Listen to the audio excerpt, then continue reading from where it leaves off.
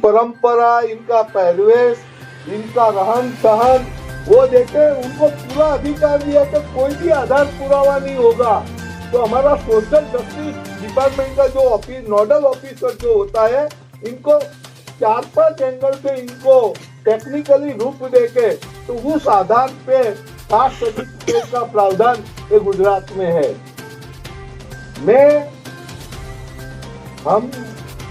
हमारे जो चेयरपर्सन है DWBD-NC बोर्ड के, हमारे अमित यादव साहब जी, हमारी पिछली बोर्ड मीटिंग के अंदर जो हमारे 4 कंटेंट आपके सामने जो दे गए, हमारा चेयरमैन साहब तो इनसे भी ऊपर उठ के इसमें संशोधन कीजिए कि और 20-25 इन जाति का उत्थान के लिए जो हमारे घोष साहब ने तो इतना रिस्पांस दिया हुआ है हमारे सेक्रेटरियों ने कि ये 4 कंटेंट से ये समाज का उत्थान होने वाला नहीं है।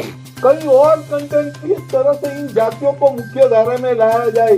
हमारे माननीय मंत्री महोदया ने पिछली 30 तारीख को 1.5 घंटा हमारे सेक्रेटरियों के साथ में 1-to-1 इतने पहलू पे आप यहाँ बोल भी नहीं सकोगे। हमारे मंत्री महोदया ने इन जातियों में कितना नजदीक से देखा है। इनका भाषण से हमको मेरी आंखों में आंसू आ गए। हमारे मंत्री जी ने इन जातियों के लिए जो पीड़ा और दुख जो तो इनसे तो मुझे पूरा भारत में इन जातियों को करीब से देखने वाला कोई मंत्री नहीं हुआ है। तो इसके लिए भी और इनकी पहल से, इनकी महत्ता से ये इतना हेल्दी वर्कशॉप ये हो रहा है। इनके लिए मैं मंत्री महोदय का खूब डॉक्टर वीरेंद्र खटीक जी और रामदास आचार्य जी का मैं आभार व्यक्त करता हूँ। मुझे लगता है सर, जो 2011 की जो जनगणना थी, मैं 1 मिनट में खत्म करूंगा। तो इसके अंदर दोनों जो रैंके कमीशन हुआ और दादा इदाते कमीशन ने, तो इसमें 15,000 तो डाटा देकर हमारे घोष साहब ने अब कि जब तक इन जातियों का डाटा नहीं होगा तब तक हम कुछ न कर पाएंगे। तो हमारे मंत्री जी हम सबको 1-to-1 और सबका समाधान इनके पास में है। मुझे लगता है इन जातियों के बारे में जो पीड़ा व्यक्त किया, क्योंकि मैं 50 साल से सामाजिक जीवन में हूँ। मैंने सरकारी नौकरी छोड़ के सर 46 ईयर में मैं 30 साल से इन जातियों में काम कर रहा हूँ। मैं 15 लाख किलोमीटर तो मैं बाइक से गांव कस्बे तक मैं चला हुआ हूँ। तो मेरा जो आज का जो सबसे बड़ी जो उपलब्धि है, हमारे मंत्री महोदय ने हमारी जातियों को बहुत करीब से देखा है। उसने वर्णन किया कि भाई रोड के किनारे पड़े हैं प्लास्टिक में, इनसे बड़ी तो क्या है, हम माहौल खराब करेंगे बोल के बड़े।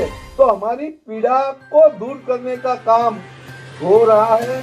और एक पहले मैं आपको बोलूं कि हरियाणा में जो परिवार पहचान पत्र और एनजीओ का प्रावधान में हमारे कुलदीप सिंह सगर जी और ये सब एनजीओ वाले जो बिल्कुल अंतिम पंक्ति पे खड़ा हुआ, जो हमारा पंडित दीनदयाल उपाध्याय जी का जो मंत्र है, वहां तक जाके जो काम हो रहा है।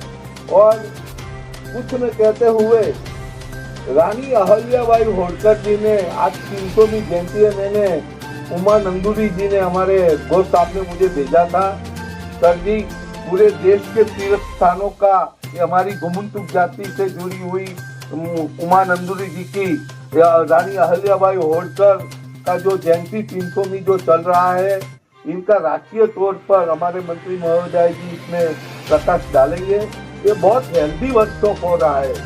और ब्यूरोक्रेट विंग है, जो साइनिंग अथॉरिटी वो है, एनजीओ विंग है, और जो हमारे जो तपस्वी है, तो अपने जेब से पैसे डाल के जो दूर से इतनी शॉर्ट नोटिस में जो लोग आए हैं, सबका मैं तहे दिल से मैं आभार व्यक्त करता हूँ। ये माहौल ऐसे ही बना रहे।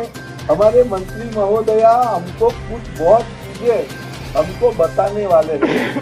तो ये वर्कशॉप का कुछ निष्कर्ष इन जातियों को मुख्य प्रवाह में लाने के लिए जो बातें होगी, मैं आप सबको पेशेंस रखो, सबको बोलने का मौका मिलेगा, लेकिन 2 घंटे की बात 2 मिनट में आप बोलेंगे।